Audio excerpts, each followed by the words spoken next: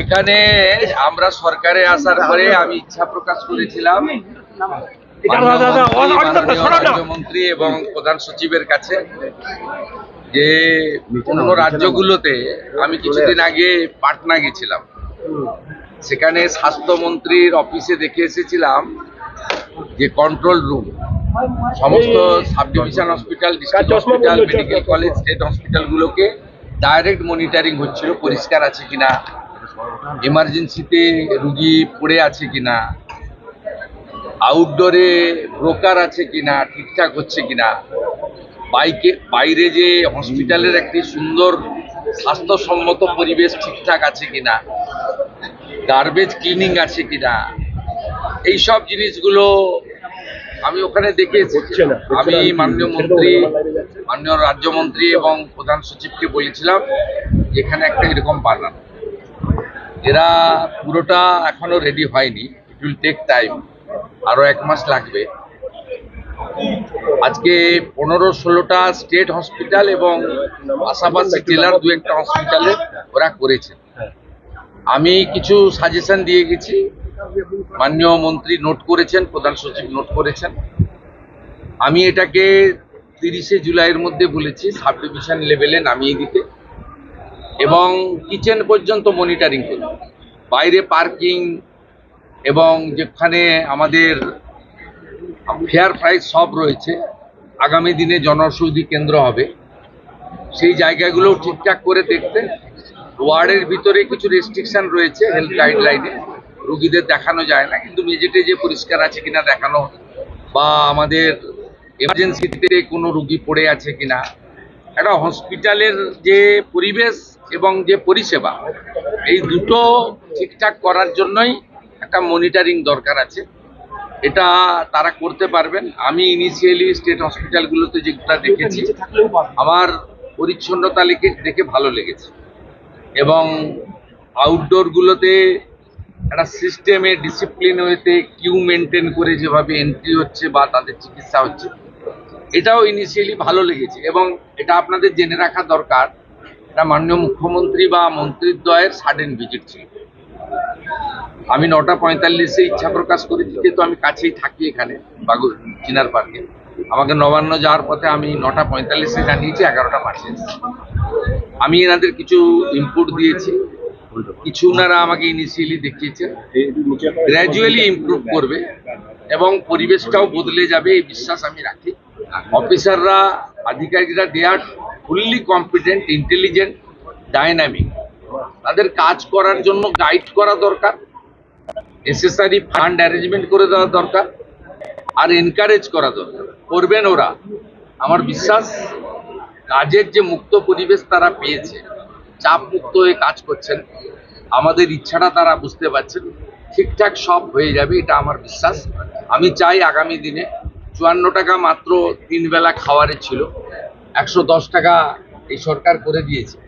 খারাপ খাওয়ার, দুপুরেও কুমড়ো, রাতেও কুমড়ো, কুমড়ো খারাপ নয়, আমরাও খাই, কিন্তু ওই যে বললাম এত নিম্নমানের খাবার, এগুলো তো ওভারলুক করা হয়েছে। 17 সালে লাস্ট খাবারের টাকা রিভাইজ করা হয়েছিল, 17 আজকে 26-এর অর্ধেক হয়ে গেছে, 27 সাল আসতে যাচ্ছে। এইটা আপনার বাড়িতেও তো জিনিসপত্র বাজারে কিনতে যান, সেই জিনিসপত্রের দাম বেড়েছে। এই প্র্যাকটিক্যাল থিঙ্কিংটা বিগত দিনে যারা পরিচালক ছিল তাদের ছিল না। তারা এই যে ছোট ছোট বিষয়, মিড ডে মিলে 6 টাকা 70 পয়সা ভারত সরকার দিচ্ছে, আপার প্রাইমারিতে 10 টাকা পায়, তাহলে প্রাইমারির বাচ্চারা কেন নিম্নমানের খাবার পাবে? সেটা আমরা 10 টাকা করেছি। একইভাবে গর্ভবতী মহিলাদের যারা আইসিডিএস 12 টাকা ছিল, সেটাকে আমরা 14 টাকা করেছি।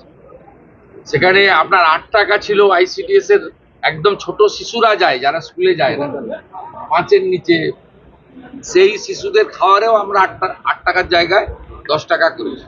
আমাদের চিন্তা ভাবনাটা সবসময় প্রান্তিক এবং অর্থনৈতিকভাবে দুর্বল মানুষের জন্য আছে।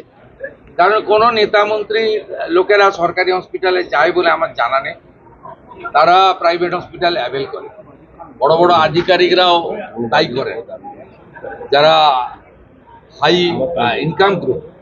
ন্যাচারালি এখানে যারা আসেন তাদেরকে পরিষেবা দিতে হবে এবং সব হসপিটাল থেকে দালাল রাজ মুক্ত করতে হবে এবং মানুষকে সুন্দর পরিষেবা দিতে হবে।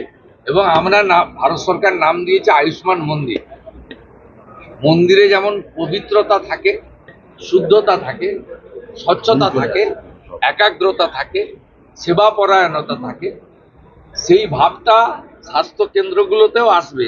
এই লক্ষ্য নিয়েই কিন্তু এখানে আমরা কাজ করি। স্বাস্থ্যকর্মীদের তো সুরক্ষা আমরা দিবই, এবং তারা, আমি নার্স বোনেদের দিদিদের দেখলাম অ্যাপ্রন গ্লাভস সুন্দর করে ড্রেসে আছেন, খুব সুন্দর। আমি প্রধান সচিবকে বলেছি মন্ত্রীদ্বয়কে রেখে সামনে যে ল্যামিনেশন করা ব্যাচ করে দিতে। আপনারা মাঝে মাঝে দেখান যে ইঞ্জেকশন দিয়ে ফেলেছে, ট্রলি যার নিয়ে যাওয়ার কথা, যার সিকিউরিটি দেওয়ার কথা সে সেলাই করে দিয়েছে। এইটাকে সেগ্রিগেট করার জন্য, চিহ্নিত করার জন্য বা আলাদা করার জন্য বিভিন্ন স্তরে বিভিন্ন কালারের ল্যামিনেশন করা ব্যাচও চালু করতে বলা হয়েছে। এবং আমি যেটা কলকাতাতে জোর দিতে বলেছি, তারাতলার ইনসিডেন্টের পরে নিজে চোখে দেখার পরে, এখানে ট্রমা দরকার বলতে নেই, কিন্তু বড় ডিজাস্টার হলে গেলে কিন্তু সামলানোর ক্ষমতা সরকারি হসপিটালে নেই। 50-100 জন পর্যন্ত সামলে দিতে পারে, আমি দেখেছি। তাই অন্তত 250 জনকে মানে 1 মিনিটে প্রাইমারি পরিষেবা দিতে পারেন এমন একটা ট্রমা সেন্টার বানানো উচিত। সেটা স্বাস্থ্যমন্ত্রী এবং প্রধান সচিব, তারা রাজ্যমন্ত্রী, তারা কথা বলে রেডি করবেন। জায়গা এনাফ আছে এখানে, হসপিটালগুলোতে বিশ্ববিদ্যালয়ের মতো জায়গা, প্রচুর জায়গা পড়ে রয়েছে। আমি বলেছি এই যে কাগজ পেতে বা কাপড় পেতে ব্যাগ মাথায় দিয়ে শুয়ে থাকেন, এদের হোটেলে থাকার পয়সা নেই বলে করেন, নিরুপায়। তা আপনারা পিছনে একটা জায়গা করে দিন, আমরা দরকার হলে ইউনিটে 25 লাখ টাকা করে দিয়ে দেবো। আপাতত আপনার পাইপের লোহার যেগুলো আছে সে সেট বানিয়ে ভালো করে মেজে দিয়ে একটা কমন ইউনিয়ন ল্যাট্রিন দিয়ে ফ্যানের ব্যবস্থা করে এটাও করতে পারেন, এটাও আমরা বলেছি। বার্ন ইউনিটে আমরা একটু উইক আছি, এসএসকেএম এ 60টা আছে, তো আরো কোয়ালিটি ইমপ্রুভ করতে হবে, আরো ভালো আমাদের ডক্টর বাবুদের দিতে হবে, মানে হাই স্কিল ডক্টর বাবুদেরকে বার্নের ক্ষেত্রে জোর দেওয়া দরকার রয়েছে। এই কিছু কিছু বিষয় এই 1.5-2 মাসে আমার যা অভিজ্ঞতা আছে বলেছি, এরা করতে পারবে, আমার বিশ্বাস রয়েছে। এসএসকেএম ইতিমধ্যে 100 বেড বাড়ানো হয়েছে, এখনো 300 শর্টফল হয় বলে আমার মনে হয়েছে। শর্টফল মিনস কিছু রোগীকে তো কালকেই ওটি করা উচিত ছিল, 10 দিন পরে টাইম, ক্যাপাসিটি কম থাকার জন্য। আমরা যদি আরো 200-250 সিট বাড়াতে পারি, 350 ছিল, আমরা আসার পরে 100 বাড়ি, 250 সিট পুজোর আগেই আরো বাড়ানোর ব্যবস্থা আমরা করছি। আইসিইউতে মাত্র 112 করে আছে, এটাও অন্তত 200 হওয়া উচিত। তাহলে আইসিইউ নিয়ে মানে ওজোর আপত্তি, অনুরোধ, বাধ্য হয়ে প্রাইভেট হসপিটালে যাওয়া, এটাও কমবে। আমার দুটো স্পেসিফিক প্রশ্ন related to this, related to health. একটা হচ্ছে যে গত 15 বছরে বারবার আমরা দেখেছি, অভিযোগ এসছে যে দালাল চক্র সরকারি হাসপাতালে এবং অ্যাডমিশন পাওয়া যায় না। আপনাদের সবাইকে শারদত্ত বাবু আপনার ওই কন্ট্রোল রুমটা নিয়ে যাচ্ছে। এই কন্ট্রোল রুমটাকে লাইভ মনিটর এই জন্য করা হয়েছে যাতে কোনো দালাল, যাকে আজকে সকালে ওখানে দেখা গেছে, কাল সকালে দেখতে না পায়। এটা একটা বড় উদ্দেশ্য, কিন্তু ব্রোকারদের হাঁটানো।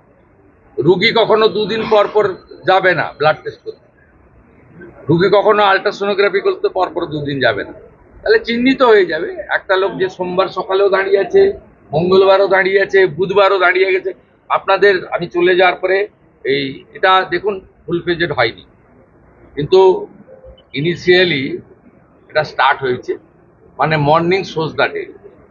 আমি বলবো যে সুপ্রভাত, ভালো হবে। সিএম স্যার আরেকটা প্রশ্ন, প্রাইভেট হাসপাতালে মিস্টার হেলথ মিনিস্টার বলেছিলেন যে একটা সিট রিজার্ভ রাখতে হবে, বেড রিজার্ভ রাখতে হবে, যেটা যারা দুর্বল মানুষ তাদের জন্য। এই ক্ষেত্রে আপনাকে এই ক্ষেত্রে বলি শুনুন, ডাক্তারবাবু তখনও জয়েন করেননি ক্যাবিনেটে।